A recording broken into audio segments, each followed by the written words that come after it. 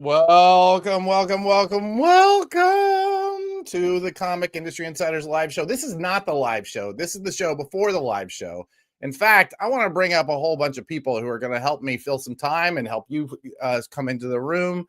Basically, what we do every week is we ask our best friends to come in and chat with us while we're talking about comics. I'm going to start. Let's see. The last one to come in is the first one into the live show. Mr. Gabe Yoakum. How's everybody doing? They're good. Is that a Coke Zero? Is that what you got there? Dr. Pepper, zero sugar. Nice. I like it. All right, great. Mr. Blake Morgan, the man behind ones and twos. I love the Blake Buzz energy you're bringing today. I like that. That's good. As opposed I'm wired. The question that I have for Blake is, what kind of hot dog is for lunch? Oh, all right. This is how, real quick. This is how I've been doing hot dogs lately. I boil them, right? Uh-huh. And while I'm boiling the hot dog, I get a skillet real hot next to it. Sure. And then I let the buns. I get like a cookie sheet. Put the buns steam while they're boiling, and then I take the wet hot dogs, throw them in a hot skillet, and the skin bubbles up real quick, and they get kind of crispy. That's the way to cook a dog. All right. Well, you can't talk about hot skillets without talking to Joe Keating. Hey, buddy. I don't know how to answer that. Hello. Bowing to that segue. That was absolute perfection. Good morning, afternoon. Good morning. The person who will keep us all going into the afternoon, Miss Megan Marsden. Hello. Howdy. How are you? Good. Megan, for those of you who don't know, there's absolutely nothing that Prana would actually get done if it wasn't for Megan. So there you go. I'm going to bring in producer Kyle, the man behind the ones and twos often. Hey, buddy. How are you? You got to say something so that when you're recording, you hear your voice, but your microphone's not working. It's a brand new mic. Microphone died. That was producer Kyle has a dead mic like that. Yeah. It's new technology. It literally showed up this morning. We have a guest on this week's show that we're going to bring in right now, Mr. Django. Howdy. How am I doing, my friend? I'm great. How are you guys? I'm good. Kyle said we're not allowed to have a show where we don't talk about your hair. So there, we just did. Thank you. You listen. You, Brian, and I have the combined hair of a cue ball. So the fact that Django has any and that it's somewhat stylish needs to be talked about. It's called a last hurrah. It's not going to be here in a year, you guys. I'm saying Brian 2 more times, Brian, so that we can invoke him. Mr. Candyman. It's like a Beetlejuice scenario. I see. I was starting to wonder if I was in this episode, actually. I don't know. This was a crowd. Is this how he tells me I'm not the co-host anymore? Oh, okay. No, it makes sense. That's what I would do. We got the whole Brady bunch for, I guess we need one more. Is that, we really do. Huh? Yeah. Yeah. Gabe, I think that makes you the, oh, no. All right. Gabe was Alice. I was Alice, yeah. You were Alice. You were in the Alice seat. How is everybody this week? Not gonna lie. Right before we got on this show, I was having a meeting with Joe, and actually it was about an hour ago. And I was so grumpy and cranky. He said, "Okay, you have to go take a nap before the show." So I want to say thank you, Joe. That's the kind of editorial services we provide here. He was powered by Prana, new meeting. That's right. We're going to be talking about numbers and data this show, so it's going to be really boring for a lot of people. Anybody want to say something exciting before we get rolling? Hey, is anybody else excited about this Hellblazer omnibus that DC announced today? What? What is it? Yeah. They're putting out everything from essentially everything, all 4 years, like 1,300 pages or so, $150, but like, I read those books in 94, 95, and it kept me in comics for 2 or 3 years 100%. when I probably wouldn't have been reading them. Yeah. That was, I have every appearance of Constantine until he entered the DC universe. And then that's cool. Oh, so this is the Paul Jenkins and The Paul Jenkins, Sean Phillips. Yeah. Oh, that's A lot of that stuff's like long out of print, right? Like it's almost impossible to find at this point. Do y'all know about the urban legend around John Constantine or John Constantine? I'm not sure which it is. Do you know about this? That apparently every writer of that series has some sort of story where a blonde man in a long like a raincoat is smoking cigarettes and staring at him in the middle of nowhere. Like it's like they've all had a sighting. That's amazing. I don't know if it's true or not, but you know. Press. Do what? That's issue 3 of A High Strangeness from Oni Press. Yeah. Oh. Nice. It also, Men in Black. ironically, could be Hunter Goranson. So that's because I think the number of us who have been stared at as he smokes and just it's, hey buddy, are you out there? But no, I love those stories because they're like real life, like the Silence from Doctor Who or the Men in Black stories that you hear. You know. Yeah, it's everybody who's ever written Constantine has had these. Like, yeah, you're right. It's crazy. But this is a spooky episode. I know. Yeah, right. Well, I mean, well, it it is Halloween week. We're supposed to be scary this week. That's right. So I totally picked this up for like for a little. I know it's not the comic, obviously, but yeah. And he's been doing press saying there's like a new script and they're trying to get the movie going. I would wonder if this mystical like image that these creators are seeing, like I wonder if the people who worked on the movie were haunted by that too. It'd be interesting to look Yeah, at. but he wasn't blonde. It was actually just Hunter Goranson. It wasn't. There's Jenna Coleman though in the series we don't talk about. Yeah. She's Joanna. Oh, that's right. Yep. Yeah, that's right. The series that will not be named. It does make you wonder if you do all of the Hellblazer stories, how many of those writers have been canceled? Big. Sorry. Oh, He cursed him. It's a surprising percentage. Next week on True Stories of the Comic Industry. I have the second season of the series that will not be named up on, and it teases me every time I log into that certain streaming service. And I really want to watch it, but like I am so morally opposed to it. But the first season was so good, so good. This is how I did it because it's one of my favorite stories. Regardless of what has happened with the writer, I still love Mike Drinkenberg and I still love Sam Keith. There you go. Yeah. Yep. And they're still getting paid. So That's fair. or their estates are still getting paid. So wait, There Sam you go. Keith isn't dead, is Sam he? Keith is still around. Right? they're Yeah, people. He's refusing to. Hopefully he changes his mind. But I know somebody who went to him about a gig recently, and he said, "Nope, I'm retired." Oh yeah. Yeah. That So was Sam hard. Keith did. Sam Keith. We get a lot of young people coming into our store looking for Sam Keith comics lately. Like we sell the Max constantly. It's wild. To like I believe 25-year-olds. That's really interesting. I wonder if we could do a feature story on Sam Keith. Am I looking at Joe Keating while I say that? It's hard to tell. yes. Yeah. Anyway, all right. We have 4 more minutes. I don't know if you guys in the audience realize this, but this is all unscripted. This right here, we didn't rehearse any of this. I I didn't have a make quick a question. deck for this beforehand. I I have a quick question for the retailers in the audience. I thought this was the script. Isn't this the script? What a tease! What a tease! Sometimes Retailers you in the have to audience. do things because they're cool. Gabe. Yeah, come on. Batman Ouch, Deadpool, the Jeremy. DC version was on FOC this week. I'm just curious from our retailers, did they go heavier on that than the last time, or did they go lighter? Chime in the comments. See how We do have that. one retailer. We got at least 2. I see Tommy and Jeremy are there. Yeah. I don't do the ordering in our store, but I think we went a little bit heavier. Yeah, Even though I think it's $1 more, right? it is. Yeah, and like it's got the cardstock covers, which are $1 more than that. So like they're $8.99 US, which is I don't know $1,000 Canadian. We sold out of the There first were one. there were no incentives. Everything was open order. Yeah, that was so weird.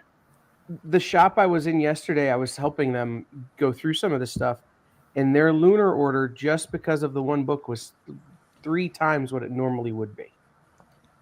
Yeah. Woo! See, that was another thing I was going to ask people. Like, I've actually noticed my both lunar and PRH orders have been a little bit lower this last month or so. And I'm a little worried about what that's going to mean towards the end of the year. This week wasn't even, even with how heavy I went on that title, it wasn't like around, it was about $200 lighter than what my average order is usually. Huh. There's just not as much, especially number ones coming out in this back half of the year. There's a lot of 2s and 3s, but there's very, very little in terms of number ones. Well, it's typically how it works, though, right? You don't want to launch anything in November, December, or really January, February, if you can help it, unless you're going counter to everybody else. Right? That's what kind of makes that ironic, right? Is like it's almost a, and then you also don't want to launch anything in the summer, which is weird. Yeah.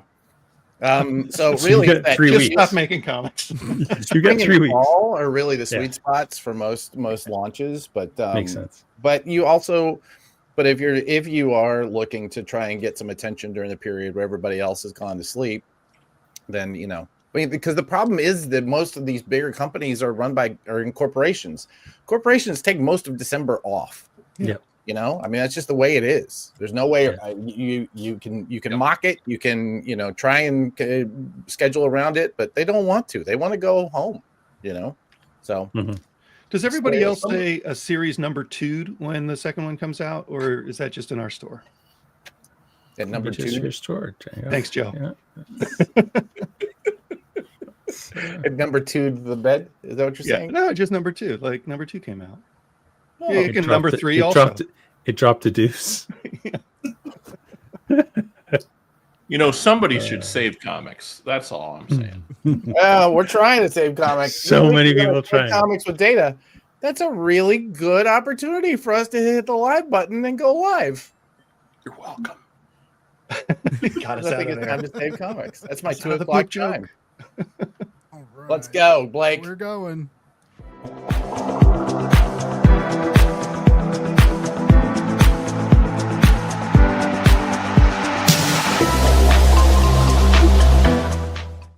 Well, hello again. For those of you who are around for the pre-show banter, my name is Adam Freeman. This is Comic Industry Insiders. I work at Prana Direct Market Solutions. We do this every week where we talk about the big headlines that are happening in comics. This week, we're going to be talking about data, which is a rock and roll good time. So every time I say the words rock and roll, I can't help but think about my co-host, Mr. Brian Garside of Managed Comics, the rockinest Canadian I know. If I had 10 more seconds, I would have like reached over here, just But I'll pull out my uke. Well, we'll do a duet. What do we say? We'll go. Okay. no, let's I not. knocked over the stand. I'm not plugged in. How you doing, buddy? How you been? How's your week been? Busy, very busy. We came back from Baltimore with 1,000 things on the list and only time to do, half dozen. So it's been a time, but things are good. Things are, it's all good problems to have, I think, which, as you like to point out, are still problems. Still problems. Yeah. Yeah. I'm going through 1,000 good problems to have right now myself. Mm-hmm. I feel you. I feel you a lot. This week Plus, we're talking about the end of a quarter and stuff. Like, there's all kinds of taxing things to do. It's crazy. I think the quarter ended a month ago. Yeah, but we have to file all our stuff a month after the quarter ends. Oh, I get you. Yeah, that's I guess that makes sense. I have a guy who keeps me on track with that stuff. Sometimes I feel for him. Yeah, not the part of the business I'm the best at, but yeah, same. Here's my shoebox. Figure it out. That's why I pay you. Hang on a second. Let me go through my photos. I know I have that receipt somewhere. Yeah. This week we're talking about one of our favorite things: data and bros. We got bros saving talking about comics. data, and we're gonna save comics with it. We should have had the Data Bros logo on there. That would have been great. We couldn't get Figley. Figley's on his way to Japan or something. That's true. Yeah. Anyway, we are going to be talking about data. We are going to be talking about how the shops are doing. We're going to get into detail. We've actually talked about it a little bit over the last couple of weeks, and we're going to get into some detail as to why they're doing so well. And we just wanted to use this opportunity to, not skim that surface that we've had that actually people have been reporting on, and really kind of dig into what people are seeing in the shops. If you are a shop, and I'm looking at you, Jeremy and Tommy, always in our chat, I would love to hear what your year has looked like so far, because what we're hearing has been all really wonderful, and it's always fun when you get to report on good news. Good news is just more fun than bad news. Yeah, but speaking of news, allegedly. Oh, speaking of news, you were both hit the goddamn button. Every week, we as a crew, you all saw Megan in the pre-show banter. Megan does the lion's share of the work and waits for me to do an essay, which I sometimes phone in, for the Piranha Bullet, where we talk about what's happening in the comics shops, in the comics industry, and publishers and distribution, and all of the other pieces that fit together. If you'd like to go to piranhadm.com right this very second, you could log in. You could sign yourself up for the newsletter, and we'll send it out every Friday. Thank you, Blake, for putting that link up. Make it real super simple on everybody. Can we just talk about last week's Genius article, which I believe was Megan, write something up for here. It's great. It was great. That was so good. Yeah. I once did a managed comics campaign where I created a fake intern who created a campaign and sent out a series of emails. And the third email was like, please click this button before I get fired, because Brian just found out about this. And people actually forwarded my own email to me and said, Brian, are you aware of this thing? And I'm like, yeah, it's me, you goofs. Of course I know about Ian the intern. I'm him. Remind me someday when I've finally gotten through my whatever agreements I have to get through, to tell you about a little guy named Bobby who we won't mention right now, but yeah. Oh, Bobby. Someday I'm going to show you a Facebook account I have that you'll really appreciate once you see it. Oh, I cannot wait. Oh, excellent. All right, let's get into some hard-hitting headlines and where Blake comes up with these pictures. I guess we'll never know. It's a good one. This week I think it was actually pretty quiet, although we had a couple of big media moments. And I'm gonna be real honest. Both of these came up in the deck, and I went, "Oh yeah, I think I heard something about that." So you're gonna have to be the informed one, and we're gonna have to pull somebody out from behind to talk about it. Well, this one was really cool. So just this week, it was announced that the G.I. Joe and Transformers kind of animated Energon universe is going to be a cartoon from the same studio that's doing Invincible. Kirkman and those guys are all going to be involved in it. And I think they even announced Amazon Prime. I'm not positive about that. I could be lying about that part, but I do know that it's going to be like in the same kind of vein, like an adult animated series based on a comic that is currently in stores. I'm really excited about this. I think this is an awesome idea. It's obvious, when you see it. There's, I think, like 17 different versions of Transformers out there right now. So this makes sense. It's gonna feel really good to be Robert Kirkman some days. I mean, don't get me wrong. The guy's had a huge amount of success. Walking Dead, obviously, cultural phenomenon. Invincible, done incredibly, incredibly well. But he came up with his crew, his company came up with an idea for Transformers that got everybody to care about it. Yeah.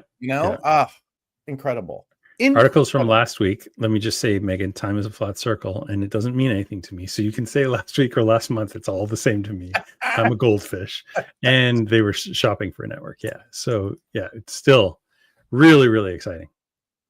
I want to, before we go too far and it gets buried too deep into our chat here, I want to say right here, we have a headline that I didn't even realize we were going to report on, which is our very own Tommy Donovan got a job at a new shop and is going to get starting weekly comics next week. Yeah, that's super awesome. Excellent. Congratulations, Tommy. All right. Our next one, actually, Jeremy wanted to make sure that we knew about. So let's pull it up because we already have a slide. Something is from Blumhouse. Yeah. So Blumhouse are the guys that are behind like all the best horror movies of the last 20 years. They're independent, truly independent filmmakers and doing Something is Killing the Children. I didn't see that. It's animated. Is that what I just saw? That's animated that's teaser what trailer. Says. Yeah. See, I didn't catch that. I only saw that there was going to be a Something is Killing the Children from Blumhouse. And so there you go. So Something is Killing the Children animated from Blumhouse Studios. This is why you and I are really bad at this. Yeah, we're not great at news. We're not really up on the like media news. Like I don't, unless it happened in comic dude, shop. To be fair, like saving comics takes a lot of time. I don't know if these people realize how much time. I have 5 different capes that I have to press and clean daily. Right. And like, that's a lot of work. So. Oh, Tommy says there was a series and a movie. And okay, cool. Okay, cool. Okay, yeah. Right. There you go. Well, obviously we just read the headlines. We're not saving the news. Exactly. Oh, I like this. Adult animation is killing it. But, yeah. Megan. Megan. See, there's that the dad joke Megan. That's what we call her. Okay, let's get off this slide because we don't. Shall we? Oh my gosh, this has been horrific. All right, let's dig into the meat of this one. And I tell you right now, I know you say this every week. I don't know how we're going to fill an hour, but I think we can because we have some talking to people we're going to bring up. Yeah, for sure. Okay, so 2 weeks ago, when we were talking about the things that made us really excited, one of the things that I talked about coming out of New York Comic Con was that I met with our guest this week, and he told us that the stores that he looked up, this was something that he and I have been working on together, trying to figure out how we could pull together like a health of the direct market. He pulled together a deck, a report of the stores that he felt confident that he could report on, and said that comics retailers based on this are 18% up. That was later reported on as it's coming from you, which was not from you. It was actually from Managed Comics. They also said you had 100 users. Not true. How angry was I? You were very angry, actually. We're very, very grumpy. And I'm pretty sure that, never mind. We won't get into what you said. But you have 336 stores. 341 stores today. 341 stores today. Sorry, we're just growing a little bit. I'm so sorry. I appreciate you helping me out with that. This was actually provided by our guest this week, comic shop assistant. Somebody you may not have ever met, Brian. This is somebody I'm really happy to introduce. Yeah, this is going to be exciting. Wonderful. Mr. Django Boren. There he is. Did we both push that button? I appreciate that. All right, good. Yeah, I've heard a lot about you. Yeah, I've heard about you too. You seem like a fine fella. I'm here to talk about shaving comics. Is that right? Yes, that's right. Good. Yeah, you're the only one who's actually good at shaving. We just let it all grow, huh? Adam, I wouldn't call that facial hair good at shaving. You know what I'm saying? Pretty good. All right, I like that one. So those of you in the audience who don't know our little back and forth here, Managed Comics is not a POS system. It is a piece of software that sits on top of POS systems and allows comic shops to work with them. Comic Shop Assistant is a POS system, and it is run by Django and his partner Jeff Figley, who own a Comics Place. Comics Place. Somewhere in the Pacific Northwest, probably under siege at the moment. And these two, strangely enough, you would think they're competitors, but no, they seem to be the best friends. They have their own podcast together. They spend most of their time arguing over who's going to buy whom. because it seems everybody thinks at some point they're going to merge. But I'm so happy to have you both on our show. Their podcast, the Data Bros. Data Bros. Data Bros. Data. Their show is, if possible, nerdier than this one. So you should go and have a listen, because it is a good time, and they have really much funnier commercials. So there you go. That's very serious commercials. Very, very serious commercials. Django, let's talk about the report that we're about to look at. Yeah. How did it come together? And actually, before we get into that, I want to hear from both of you. This is something that we have really struggled with since Diamond stopped reporting their sell-in numbers, right? So the numbers that they were giving over to publishers. There's a lot of controversy about whether or not the data that was extracted from them was actual data or extrapolated data. But for the longest time, we at least had that touchstone. That touchstone went away when Diamond stopped putting things out, and eventually the disruption happened in distribution that meant that they no longer had access to everyone's data. So they stopped reporting. We have since, the three of us have really worked through Matthias. I really wish that were true, but I'm not 100% certain either way if it was extrapolated or not. I'll be honest. I've talked to Milton, I've talked to JJ, I've talked to Diamond. I still don't know 100%. They all have very clear beliefs about it. But anyway, all of this to say, we have all been trying very hard to put together some sort of monthly list, some sort of a report that actually comes from real data.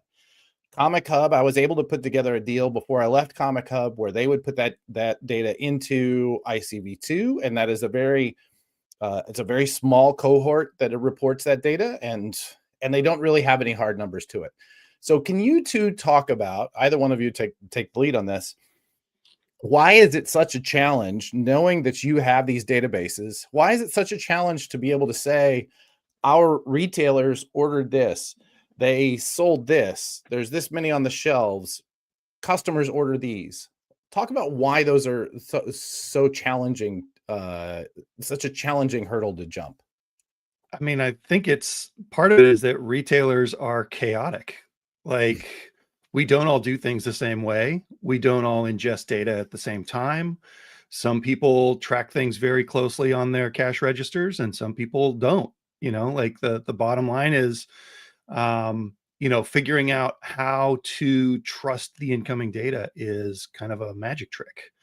And like I'm assuming for Brian, like Shopify is part of a hurdle for you to extract stuff out of. Yep. And Shopify is also not necessarily made to handle the number of SKUs that comics get. So I'll bet that there's a challenge there. And for us, just figuring out like a way to make sure that the sale of this widget is the same as a sale of that widget from another store, making sure that connective tissue is accurate and true has been a little bit tricky. And then also in our case, we have an agreement with our users that we don't share any non-anonymized data. So nothing can be traced back to a store, and sort of taking data from a whole bunch of stores and making that information make sense, and making it answer the question that's being asked in a true manner is tricky. We were a week and a half late getting you this report a little while ago because we finished it and then realized that numbers are weird, man. Percentages are weird. Yeah. And we had to kind of recalculate all these things that we had started on kind of a bad concept. So, and on top of all that, we also have to take into account that like we're all growing rapidly. And so if you say things are up 40% year over year, and yet you grew by 60%, are they actually down by 20%? So we take all that stuff into account with our calculations that we're making so that we're giving you a true apples to apples comparison. But building off of what you said, like, first of all, there's one piece of it, which is just like Batman 161 cover A has to be consistent across every single system. And that's one of the big reasons where we've dangled Comet ahead of the publishers, is like, we can't right now say Batman 161 is the same between Lunar, Diamond UK, and Universal, because it has 3 different SKUs. We've kind of solved that with a unified ID, but it's very, very easy for a Shopify store to say, I don't want to use that ID. I want to use my own ID. And then suddenly we've lost that thing. By the way, they've now broken everything about Managed Comics, and why they did it, I have no idea. And yet every month I still face this challenge with people like, well, yeah, of course your products are broken because you, anyway. So yeah, like, I always joke, we have 340, whatever I just said, customer stores, and yet I bet you they use the system 525 different ways. Like, yeah, even amongst the individual stores, some of them will use it differently depending on who is at the till. It's crazy. It's crazy making. And it's I can madness. Say that, having worked with the two of you and also worked on Comic Hub, I will say that one of the biggest challenges is all of those stores are so unique, and they who's to say that uniqueness is not why they work, right? 100%. Is to say that the reason that we're about to show that direct market comic shops are killing the rest of the retail market is not because of that. It's an incredibly complex thing, because each one of them is unique to it's like a thumbprint of their community and their ownership and the staff and everybody, and they all have different needs, and they all come up with different could be things that are could be innovations, but also could be the thing that breaks it, right? And you as a developer have to listen to those notes and say, okay, is this something that we can do, or is this something that breaks the whole system? And it's a feature, not a bug, right? Like all those differences between the comic stores. It's not, we're all doing exactly what we found our market needs. Yep. But some of that is shooting from the hip a little more than helpful for gleaning data from them. There's a couple of comments I wanted to bring up here really quickly. One from Leonard, who talked about back issues being a factor, and they are going to be a factor later on in the we actually had to do some condensing even of Django's numbers, because one store decides that their department is called back issue, and some of them are called back issues, and some of them are called deep stock, and some of them are called forward stock, and they all have different, you have to do a little bit of finagling. But this one right here, I think, is really the one that is notable. We're going to do some reporting on something that Circana brought up at the Comics Pro meeting last week. And Circana book scan came about because book market stores all decided to consolidate around one way of selling things, and they were only charged for the items that they sold, which meant they had to sell them in exactly the same way. So when you see book scan numbers, they know it's true, because that's the only way that the retailer pays, and then the publisher gets paid. None of that is true inside of comics. Comic shops, they buy the product, they own the product. It's on them to sell it, and they can sell it any way they want to. Mm-hmm. And so, yes, as a result, you have this team at Circana Bookscan who does nothing but even take that data that's still pretty dirty, still pretty difficult to deal with, and all they do is refine it. And the reason they do that is because they get paid. I think the last time I heard a license number, it was something like 18 grand a year to access those numbers. So until we can figure out a way to charge everybody 18, or find anybody who's willing to pay 18 grand a year for this data, we're going to have a hard time kind of cleaning that up. I'd be happy with one. I don't need a bunch of people paying 18 grand a year. Who's paying that 18 grand? Generally speaking, it's larger brands. So it'll be like Circana's clients are huge marketers, right? They're big manufacturers. They're big advertisers. They're big people who sell advertising. Okay. It's the people who are dealing in tens, if not hundreds of millions of dollars a year that are paying for that, instead of, you know, the average comic shop is maybe making, I mean, a good one these days, making what, 3 to 5 million a year, probably. I mean, that's probably pretty high. Yeah. Yeah. And so the idea that those comic shops would be able to afford that is, you know, it's not impossible, but it'd be difficult. Maybe 1,000 of them at $18 a month, $18 a year, right? Well, I mean, you know, sure. If we get 1,000 retailers to agree to anything, you let me know. Oh my God, it's a dream of 1,000 cats. I'm shocked that I have 340 something. Yeah.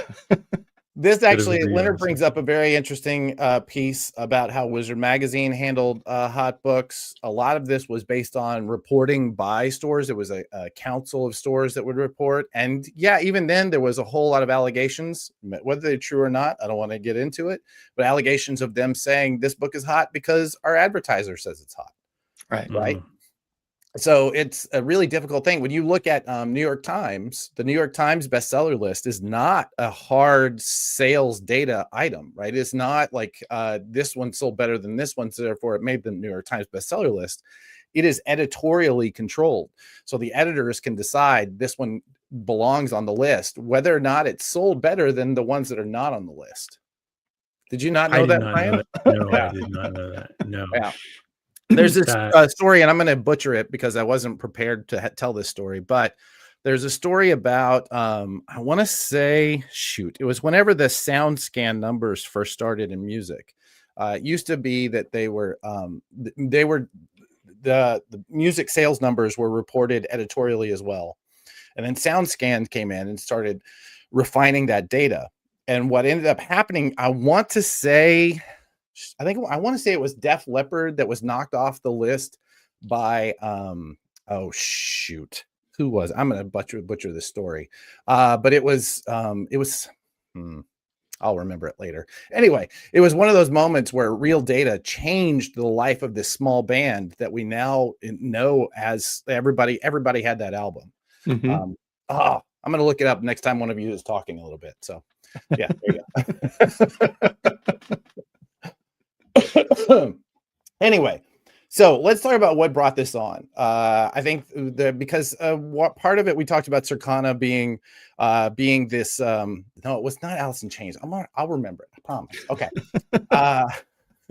Circana is the group that we just talked about. They do amazing work. I don't want to in any way disparage the work they're doing by saying that it's not. They take all of this data and do an incredibly difficult job with it. They have some fantastic people working for them, and they were kind enough to let us report on this data as well. I did check with them, I promise. So anytime it says confidential, they gave us the clearance. Okay, good. This is the list of people they get their data from. As you can see, these are massive, massive companies, and they are able to take that data and refine it down to something that's usable for these marketers, these brand people, these advertisers. What they reported using this data was that comics and graphic novels are holding. They're holding fast. They're doing well, but we had a huge spike in COVID. I mean, we're still ahead of where we were before COVID started, which is great. It's great to hear, right? And that is what comics looks like all over the world right this second. If you take in everywhere that's selling comics, which these days seems to be every retail outlet, that's what we're seeing. We're also seeing that print book sales reach the same volume and are maintaining a steady performance. They're really not really changing all that much. We're putting the print out. It's doing well, even removing digital and all the other places that comics are sold. This print volume is doing very, very, very well. So what does that mean for us? Well, this came from your data, Django. So tell me about how you tell me about the group of stores that we're reporting on, why we're reporting on them, and how many of them, who are they? Yeah. So right now, Comic Shop Assistant has just over 100 users. And when you had asked us for a year-over-year comparison, Adam, we realized that what we had to do is find stores that were consistent from 1 year ago to this year. So this is 39 stores that were using Comic Shop Assistant a year ago and are still using Comic Shop Assistant. So what we did is we went into each of those stores, pulled reports, anonymized them all and then came up with these numbers that are representing their growth. I almost said growth or contraction, but it's pretty much just growth over the last year. Did you see any stores in that? Yeah, I'm sorry. What that number is 39. Did you see any of 39, the 39 that did not see growth? Because I have talked to a couple of retailers who are like, I'm not seeing it. we're not inspecting the data on a one at a time level. Okay. We're anonymizing and combining it before it even gets to us. Right. So Gotcha. I couldn't tell you. Well, that's still. Yeah. I mean, what that says is that if any of those stores that I'm talking about aren't seeing growth, if they're seeing a 0, then somebody else is seeing 58. In order Right. to bring that back up. That's incredible. Well, and there are some interesting numbers in here that we'll see on one of these other slides. But so revenue's up 18.7%. That's awesome. This includes comic stores and hybrid stores, right? So if somebody had huge trading card numbers, that could impact their total revenue numbers. So this is stores. We didn't differentiate between comics only and hybrid stores. Right. One of the things when people talk about this, anytime we talk about growth, there's a question of, are we seeing actual growth? Are we seeing new people come in? Or are the people that are coming in just paying more because the cover prices are up? So talk about this, those two numbers there on the right and what those mean. Yeah. So transactions is the number of raw transactions that stores have had last year versus this year. And this is, it's up. There's 15% more people in the store, which is awesome.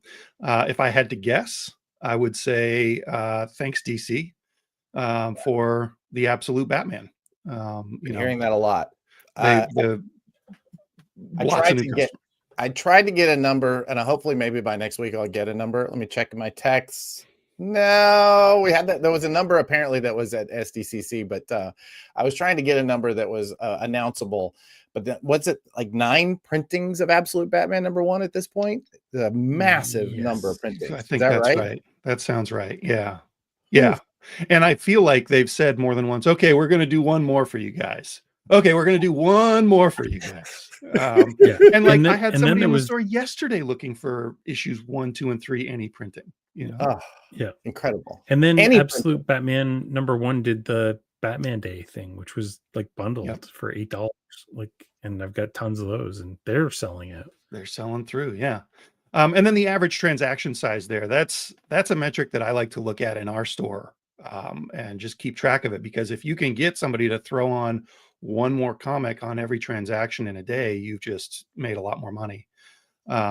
So seeing that going up as well, more transactions and more money coming in per transaction, that's all pretty positive. And yeah, I mean, that's just it. You can't, there's no way to poo-poo this number, right? Yeah. It's not, the cover prices are going up, I'm just spending more. It's not that. It's that we're seeing new faces and they are spending money in the shops. Yeah, I mean, maybe that's part of it, but also this isn't just comic books, right? This is also trade paperbacks. This is also toys. This is everything in a store. Average transaction size is going up. I think if you were to look over all of the stores that we reported on, comics are probably in the top 3 categories of sales, but not even necessarily the top 1 category. In our store, pretty sure books are the first category and comics are the second category, so you can't really put it all on cover price. Let's talk about some of the more details. We're going to dig into some of those departments there. These are some of the hard numbers of that cohort that you talked about. And so is this total revenue? This like $2 million? That's of all 39 stores. Is that what you're saying? Yeah, and that's for September. Okay. September 2024 and September 2025. Yeah. Okay, so that times 12 divided by 36 looks like what we're median stores getting. And 35K, 36K per store in that month. That's a solid business that's running, right? Yeah. 44,000 transactions. That's the one that took me, like, I'm trying to process what 44,000 transactions in the average store looks like.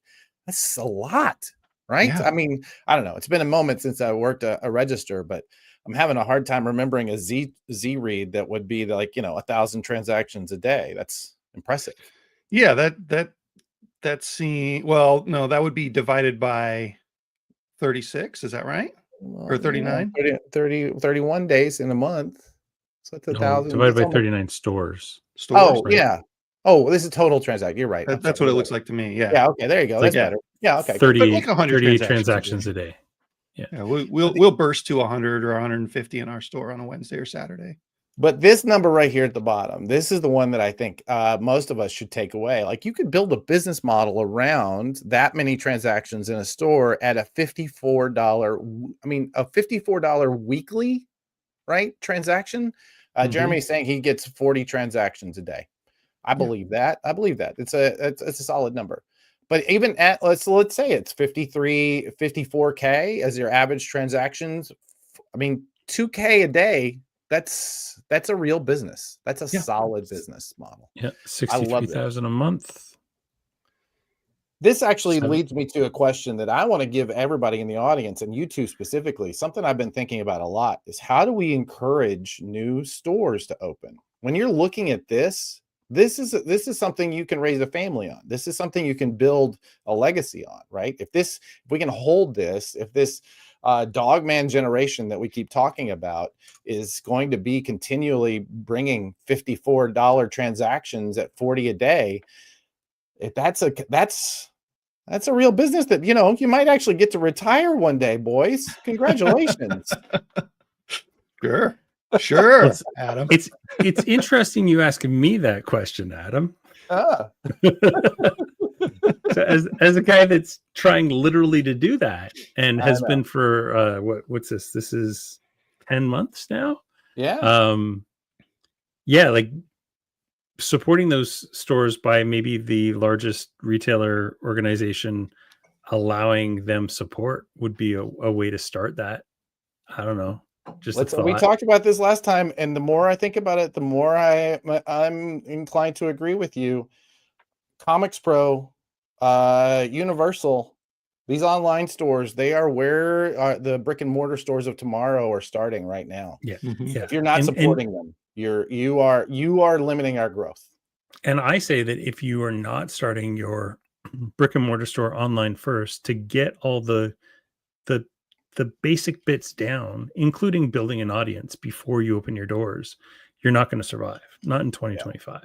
You could have survived in 2000, but with rents the way they are, with staff costs the way they are, with just like the amount of money I spend on just subscriptions to things every month, you can't sustain it with on day one having nothing, having no people coming in.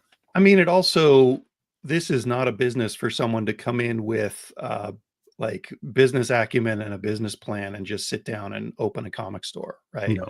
Like, there's a lot of really squishy skills and interests that you need, and you need sort of the perfect storm to successfully open a store or a huge money runway, right? Like, this is the weirdest business, one of the hardest businesses I've ever encountered. And I used to sell whoopee cushions for a living. This is harder than that. But at the same time, this is a great point. The problem is how many shop owners are still hobbyists who don't always see profit because they don't know a lot of the basics on how to make that income profitable. Mm-hmm. And that's where a place like Comics Pro can come in and actually help you understand what profit means, how to, like, Django, you and I have, and Adam too, we've gone into enough stores that you can see there are 3 different types of shop owners. There's a business person who understands that these are widgets and I have to sell X many of widgets to pay for my overhead and pay for my people. Yeah. There are dragons who just have a hoard and do not want you. They're actually resentful you're in their store. And every piece of their hoard you take out of it is taking a piece of their soul. If you have the word dragon in the name of your shop, he's not necessarily talking about you. He might be, but he's not necessarily talking about you, Jen Haynes. Not Jen, you are definitely the first and not the second. 100%. And then the third person is like the hobbyist who is way in over their head with business, but Right. like may make it or may not, right? It Yeah. because they really need to at some point get the fact that this is a widget and this isn't the precious Batman #1. One of my favorite conversations to have when we're showing off Comic Shop Assistant is to have somebody say, oh yeah, we're opening a store, because that changes the way that we approach our demo for them. And Right. Jeff gets really excited to ask them, like he gives them his cell phone number and he asks them to get a hold of him. And, you know, like, please let me give you some of the wisdom that I've earned by messing things up every week for 10 years in a new and fascinating way. And then I just send them a book. That's what I do too. Here's But a Jeff's book. really nice about it. Yeah, read, motherfucker. What's your problem? Yeah. Let's dig in. Yes, we all should be building more assets to open more of these stores, and I think it's the sort of mentoring is absolutely necessary. But we do need to be building more tools and allowing in those that are starting from zero to build into what we need in these communities, right? Yeah. This is exactly it. Yeah, They die because they don't understand they'd actually have to run a business. Yeah. And knowing what those details of how to run that business, man, that's just, it's either hard won or it's, it is, you heard it and you listened. And those two things both are very difficult. One of the hardest things I've had to get across to my customers, because my former partner, Pete, was a little more lenient on, letting people go for a month or two. And I'm very like 30 days, at 30 days, I'm going to start nagging you. At 60 days, I'm cutting you off. Yeah. And my point to them is like, I'm giving you an interest-free loan. I've already paid for this stock long ago. At this point, you are now it's an interest-free loan, and I need to recoup my investment on that. And changing that kind of conversation, it was a little hard. We lost a couple of people, but at the same time, it's like, this is a business. This is not my hobby that I'm sitting here, hoping that my wife won't find out about it. And good God, if she ever does, guys, I am screwed. Adam, can we do what I do down here in the basement? Oh my God. Can we do an episode of bad advice from good retailers at some point? Oh, that would be good. That'd be really, really good. I have a little list of quotes that I've used over the years. Yeah, I don't need an accountant. Should be on many comic shops. Oh my God, you need an accountant, please, please, God. That was the mistake I made. I'll be honest. Mm-hmm. When at the end I had to get out of comics retail because I didn't have somebody whose sole job was looking at the books. I kept saying, I'll do it until I need somebody to do it. Right. Yeah. I needed somebody to do it long before I did. Right. Yeah. So I had an accountant on day one, and I'm so glad we did, because because I was running an existing business where I didn't have an accountant for 5 years and found out how hard that was. Bad advice from good retailers. With Earth 519, I 100% had to have an accountant from day one, because I wasn't going to be able to do all that stuff and run another business at the same time. Let's talk about some of the details else you saw. We talked about categories. This is a big category breakdown. We have a slide. I think it's about games. It's going to come up next, but let's talk just about how the stores brought this money in during the month of September. And once again, this is a September 2025 versus September 2024, right? These are not like typically September is not a huge month, but it's a good month. As we talked about, fall is a really good time for launches. Spring is also a really good time for launches. So, this is a solid month in the year. This would look different if we did October, and maybe we'll come back and do October. We'll get October too. Yeah. Well, we'll try not to do quite such a deep dive, but we do a regular one of these. I think that would be really wonderful. Well, I mean, I'll get you October. You can do whatever you want with it. I like it. Look at this right here. 27% up. Single issue sales. This is single issue comics. This is the monthly comics. If you call them floppies, there are people on here who will cut you. That's what this number is. 27% up. Tommy, go do the good work, buddy. We'll be recorded, and you can come back and give us comments later. We got to get him a cape. I know. No saving kidding. comics one store at a time. Books, as you mentioned, right? These are graphic novels. These are collections. These are original graphic novels. Up solid 17%, 16.6. Games pretty flat. Toys and models also up 13%. That's nothing to sneeze at. Back issues, it took us a minute to get this back issue number because it's just so flat. Like it is really almost impossible to know exactly how far up and down it was because there were several different category labels, so we had to like pull them together. But still, completely flat. For the most profitable part of any comic shop is the back issue bin, right? I think that says a lot for the profit that's going on in these stores. So not only are they seeing the high turn, high revenue pieces of books and graphic novels, but the high profit of back issues staying flat, that's enormous, right? Well, and like, not to cast aspersions on anyone in this data, but if I were to guess industry wide, if these back issue numbers hold true for point of sale data, I would guess that more back issues don't get rung through the register than any other category. Right. So I would guess that there may be some growth there. I am sure that every one of your users is reporting every dollar that they sell. Not them. Yeah. Other stores. Yeah. 100%. Yeah. I get you. Well, Nick, I am so glad you asked this question because our next slide, I should have left that up so people could read it. All right, there you go. All right. This next slide is getting into some of the gaming details. Wow. Look at the cards. Look at the cards. 64% up. What is this from? What were the nice releases? products if you can get it? It's Magic and Pokemon probably. Yeah. Right? And they were huge, and allocated into the dirt. The way those allocations work, and Adam, as a marketing guy, plug your ears. The way those allocations work is that we can order whatever we want, but we may or may not get it. And in the past, we've ordered a bunch of boxes of Pokemon. On one of these sets, we ordered cases of Pokemon. And because we had never ordered cases before, they didn't count our boxes towards our case numbers, and we didn't get any of the cases or the boxes. So it's been crazy because there's been a shortage. And so we would bring in, like, if we looked at profits on this, I'll bet profits are up even more than 64% because they went for so much more over MSRP for the last year. Yeah, I'm certain of that. I know miniatures. Sorry, go ahead. I was shocked, by the way, people that complain about the price of a comic book. I went to buy a pack of the Spider-Man Magic cards because I was just like, hey, those look cool. I'll buy a pack. And they were 10 Canadian dollars. And I was like, no. That's like what, a buck and a half in Freedom money? Is that what that is? It's like $7.50 Freedom units. But still, I mean, that's significantly more than a comic for 8 cards, I think it is. 8 cards. So it's like 8/10 of a page of a comic book. Don't tell me if you'll buy your nephew a greeting card for $5. Who buys greeting cards? Django? Good luck for that. That's a really good question. Exactly. But the people who do don't complain about the price. Well, exactly.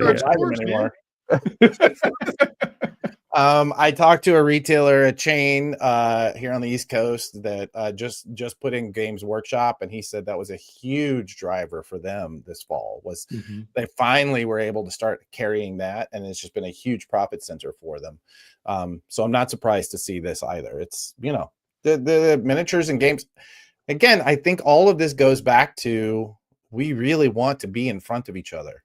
Right. The three of us know each other so well. And yet the minute we're anywhere close, we want to go hang out. Yeah. We want to be in a bar or in a comic shop or something. Like we desperately want this, person to person connection.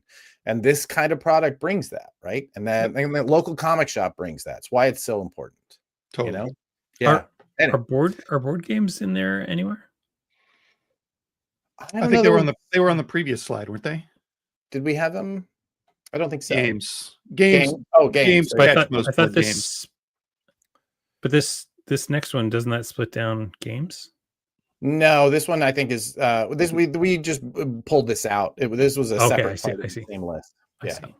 We're kind of working with the old Moby categories by default, which were based on the diamond categories, which don't get super intricate with game subcategorization.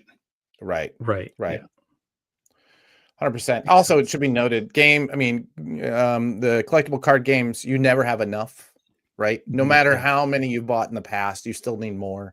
Yeah. Once you buy a board game, you can play that for the rest of your life. It could be your only board game. Yep. Yeah. You could be like me and just play backgammon and nobody will play with me. If you like to play backgammon and you're anywhere close in Long Island, let's get together. Let's play. I'd love to. Call this lonely man.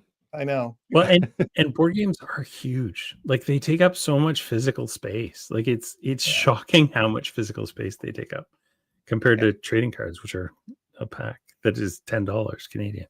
God. I'm in the wrong. That was business. it. That was what we were able to pull out at this. I think all of it just says that we're in a good spot, boys. I mean, life, the working in a comic shop right now has got to be as exciting, if not, as difficult as ever. No, yeah. But let's talk about that. Like, which is harder, success or failure?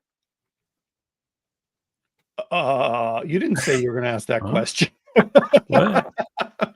Oh, we have Explain? extra time. We're vamping now. It's My brain just kind of broke. it's a double-edged sword, right? Like with success over a long enough term, you start getting complacent and you stop inventing. Yeah. And you kind of open the cracks in your process or your market for competition to come in and do things different or better.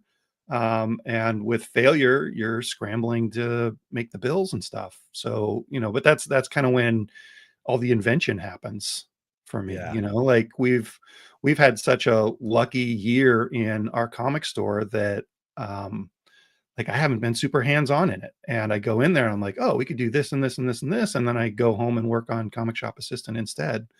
And if the comic shop was struggling, I'd be down there, after dinner working on that. So Right. they're none of it's easy, Adam. This is comics. You see how many SKUs we get?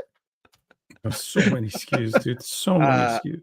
I just just yesterday I interviewed David Hyde from Superfan Productions or Superfan Promotions, I think is what they're called.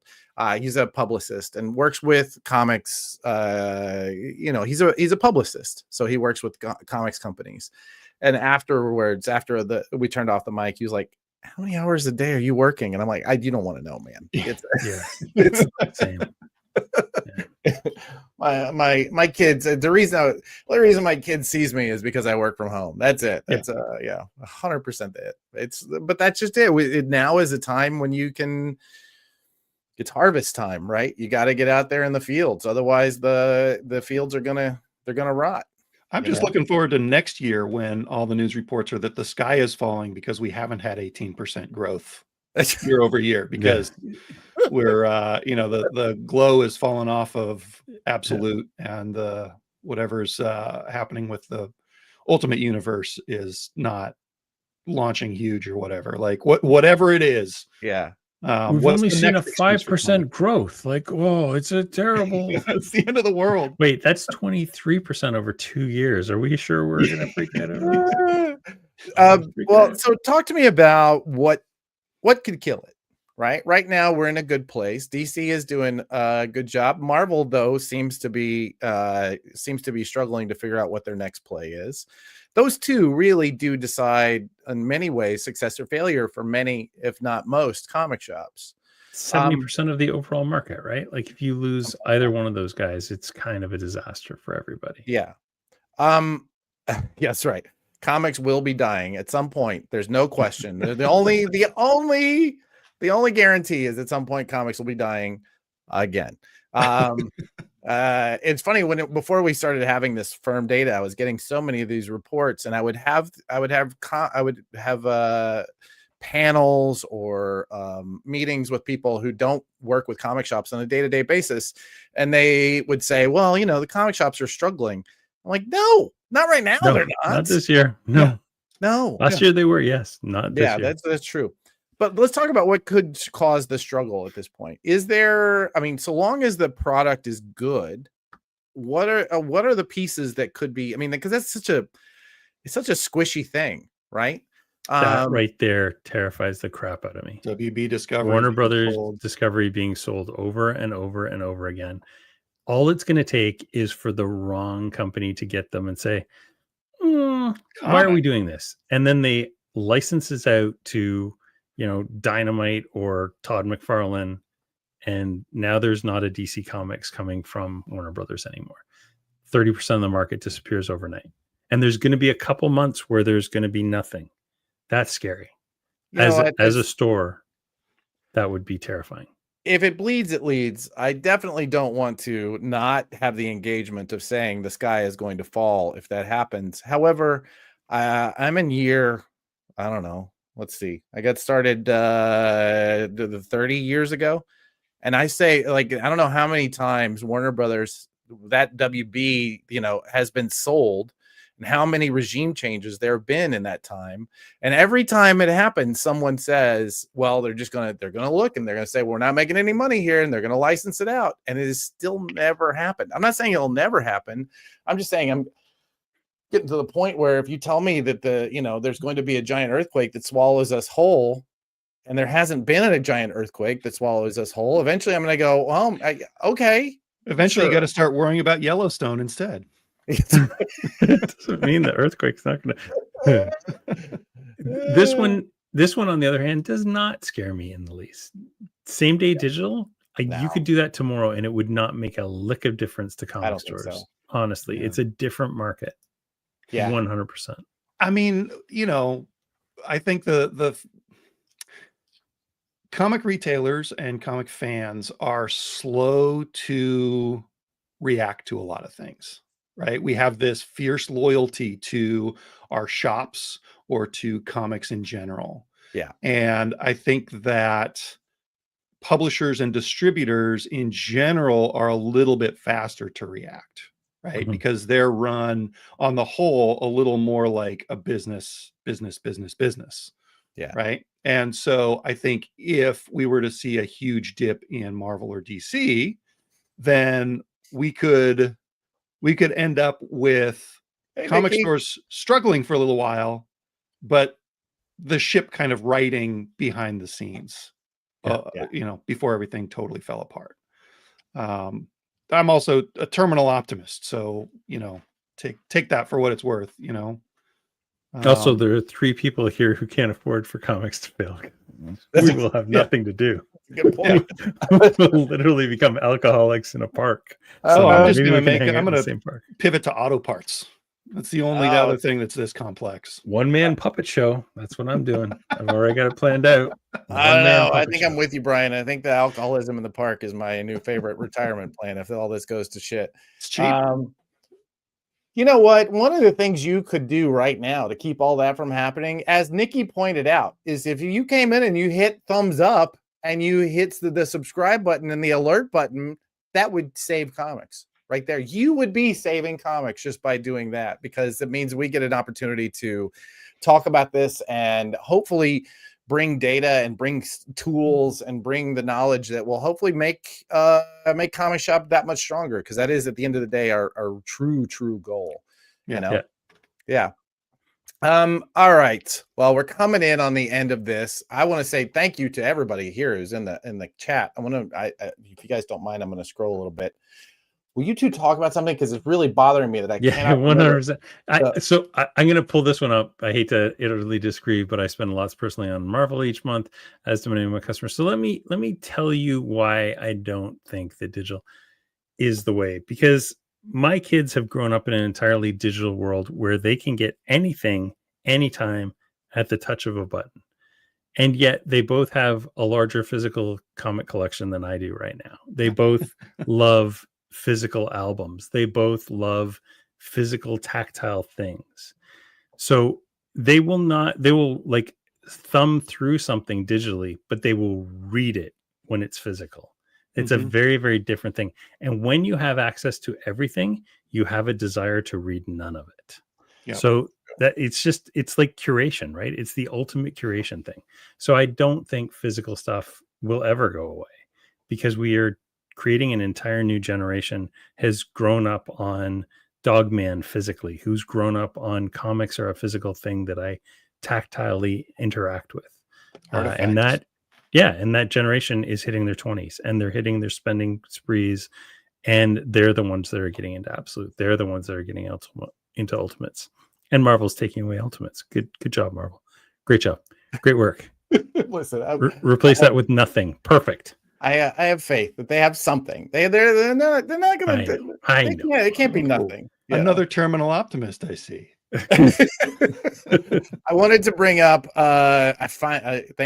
Thank you for doing that little diatribe, because it allowed me to look up the story I was trying to remember, which was the band that we now know to be one of the all-time favorites, the one that everybody had, that nobody knew that everybody had until the SoundScan numbers came in and told us actual data as opposed to the editorialized data of Billboard, was Nirvana. I was just going to say Smells Like Teen Spirit, wasn't That's it? right. Smells Like Teen Spirit was the thing that was being sold that nobody knew was the underground hit, and was the thing that was driving music stores at the time. Yeah.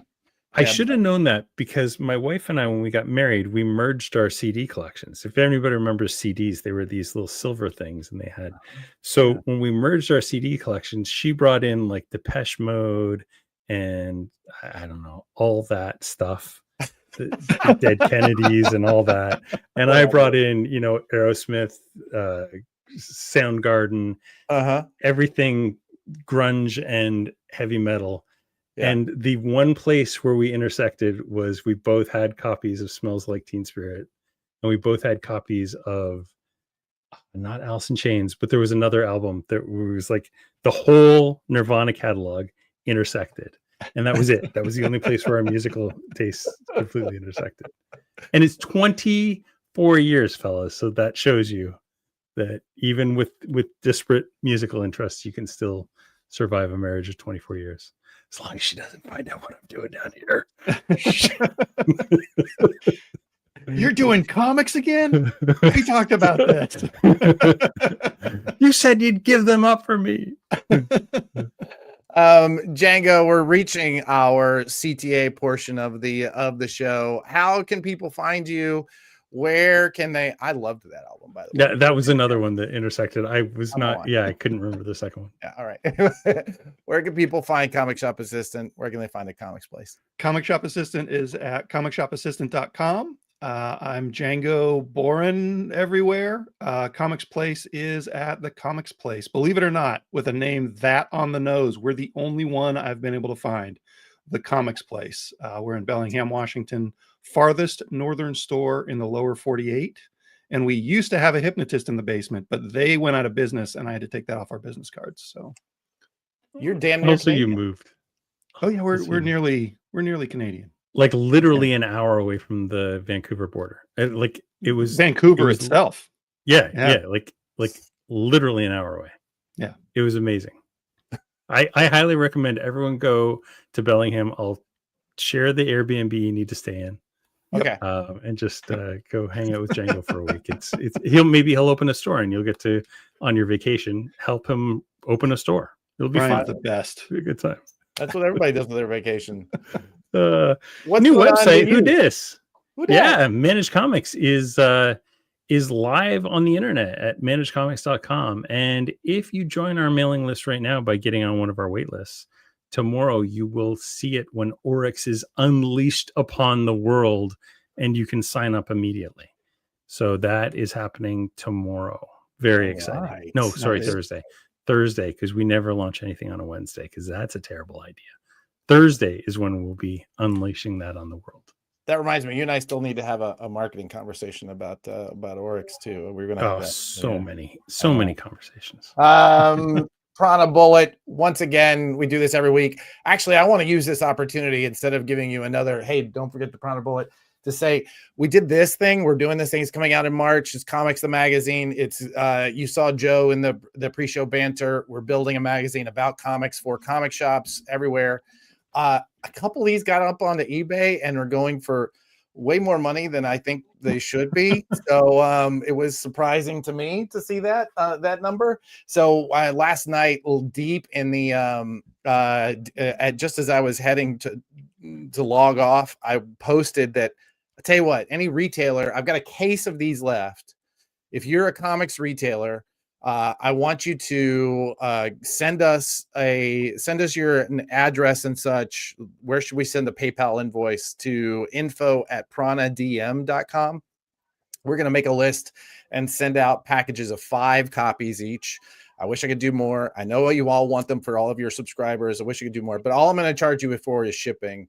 So if you're watching this and you're a comics retailer, I want to have you on board this ride. It's going to be quite the trip. So please drop us a line, and we'll get those together, because they should not be selling for as much as they are on eBay. But hey, if they keep doing that, go make that money, dude. It's that ad. It's that ad for Managed Comics and Comic Shop Assistant. That it was that ad inside of our editorial that did it. Look at that beauty right there. Yeah, handsome berobed men. And then this one for the comic previews, which is never. I don't know. Is it a thing yet? Is it? It is a thing. It is a thing. I'm just not ready to talk about it yet, but it is a thing. If people go to comicpreviews.com, they will actually see the thing. It exists. Yeah. Well, while you're at it, go to comicsthemagazine.com and sign up on the waiting list. Get on that list, and you will get all of the information about Comics the Magazine. If you want to become a advertiser or you want to write for the magazine, you go to contact us, and you can choose which one of these things you want to do, and get that in.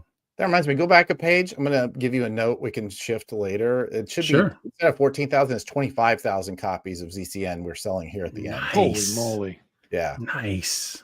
So yeah, you want 25,000 comics fans to see your ad. Also check, we'll make sure you let us know, and we'll get Gabe to send you a rate card, because advertising is what makes this world go round. And I have another piece that we're going to talk about at some point on here about how advertising could fix all the problems that comics has right now. Advertising can shave comics. It could shave comics.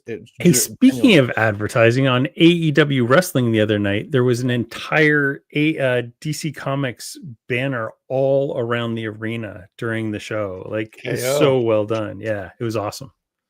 You're watching this on the EXP. If you want advertising for that, you should also let us know. We can get your ads all over. Kyle, see, I mentioned it. And we want to make sure that you are, your brand gets in front of comics buyers, comics sellers, comics publishers, everybody involved in our world. It's going to be a good year. We're going to have some, right, and it will, yes, advertising will always have data problems. You're very, very true. That's part of why we're so determined to get this right. So I always use this opportunity to say thank you. Thank you for hitting like, subscribe, hitting the alert button so that when this comes up, you see it. If you're watching this on LinkedIn or some other place that we're doing it, make sure that you mark this on your calendar, because we go live every 2:00 Eastern every Tuesday, even when we don't feel like it. And if you are buying comics, if you're going into your local comic shop, if you have a subscription that you pick up on a regular basis, if you're a seller of comics, if you're a retailer, if you're a distributor, if you're a publisher, I want to thank you once again this week for saving comics, because we just, like I said, it's this or drinking in the park. Oh, wait a minute. I could be drinking in the park. You could do both. Do this. Namaste, y'all. Nothing says you can't. Namaste.